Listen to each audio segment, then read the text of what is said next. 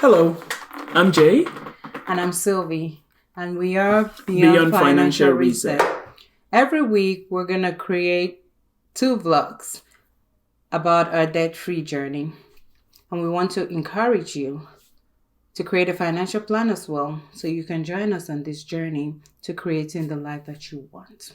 So if you haven't already subscribed to our channel, please hit the subscribe button below, just so you'll be one of the first to be notified when we have a new video up. And plus, we want to be on this journey with you. So today, we're going to talk about how we paid off $73,000 in 6 months. Have you ever been in a position where you are paying down on a debt? Say, student loan, say, a credit card, but it seems like you're throwing water from a cup into the ocean. Like, it doesn't change. Can you imagine how frustrating it could be? It seems like the more you pay in, the more the interest piles up. It's like your principal is not even touched. Just imagine that for 1 minute. Let it sink. We're going to tell you 5 things that we did that helped us pay down the $73,000 in 6 months. So we've been making payments on his student loans before, and we had not been we've not been having any success. So the very first thing we had to do was commit to paying down his student loan before we even started making any payments. So it had to be a joint effort.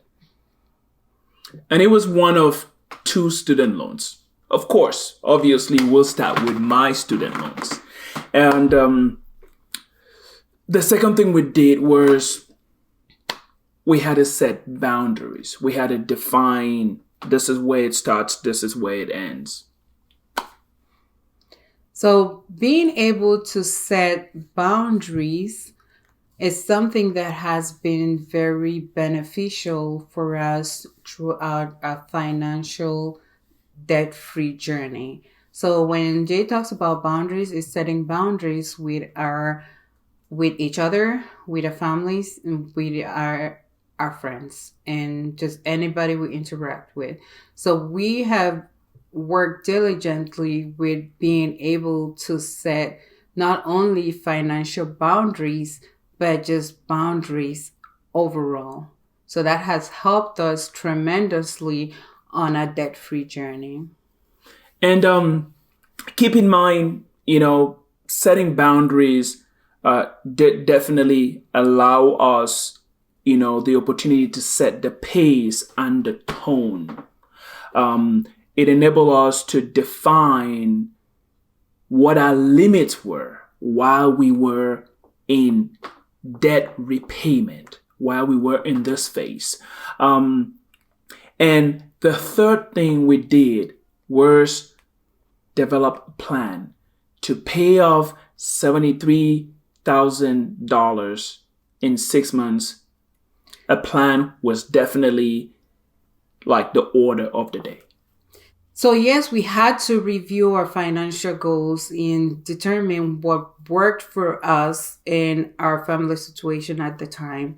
So my student loans were in deferment. So for us, it made sense to go ahead and start with Jay's student loan. And not only starting with his loan, but to determine what payment method was going to work. So when we reviewed our financial goals and in determining what plan we're going to use, we decided to go with the debt snowball method to pay down his student loans. And the fourth thing we did was change our dietary habits. Okay. We went on a corn and beans. Of course, there will be some crayfish in there and some of the other things, but the big thing was we had corn, we had beans. Okay. Basically, what I'm talking about here is we had to get on a budget. I'm sure you probably have heard this somewhere. but it had to be something that we had to take seriously. So we did not just budget. We got on a budget that covered just our basic necessities. So our housing, our utilities, and our food, that was it. So all other expenses we had to put on hold at the time. So we took all the extra money and threw it at his student loans. That's how aggressive we got. Thank you, babe. And the fifth thing we did, this one is very crucial, and I'm sure that the math will make it easy for you. That there basically two ways to increase what comes in, right? Either you decrease the expenditure or you work hard to increase your income so that you can have a balance sheet, right? A positive balance sheet. What we did, number 5, was crucial. Overtime. We exploited and took advantage of the opportunity that I had at work. So he had to work overtime to be able to increase our income. And that ties in with the very first thing we did, which was for us to commit to pay down his debt. Because with him being gone, sometimes 27 out of 30 days, it required somebody staying back home with the kids. So again, it was us working together to create a plan that worked for our family so we could be able to pay down the $73,000 in 6 months. And that's right. I would have to say that it could be intimidating looking at, say, 73K like it was in our case. But think about it this way. We made it simpler by breaking it down into more reasonable chunks. Like, what is our goal for the pay period? What is our goal for the month of July, the month of August?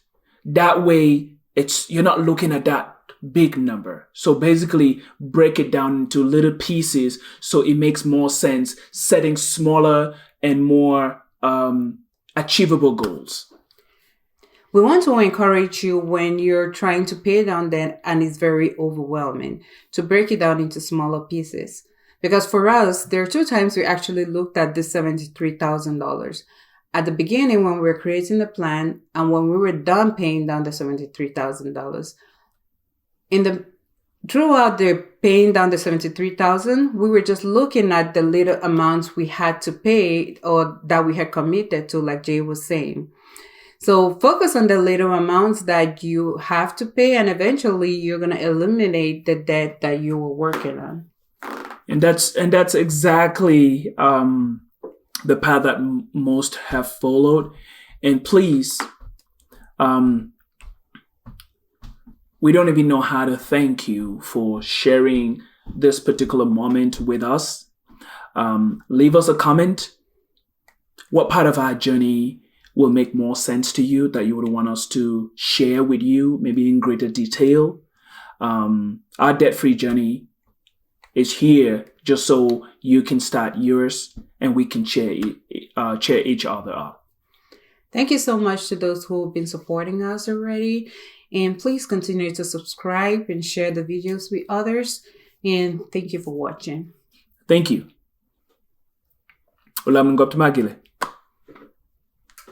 I'm humble.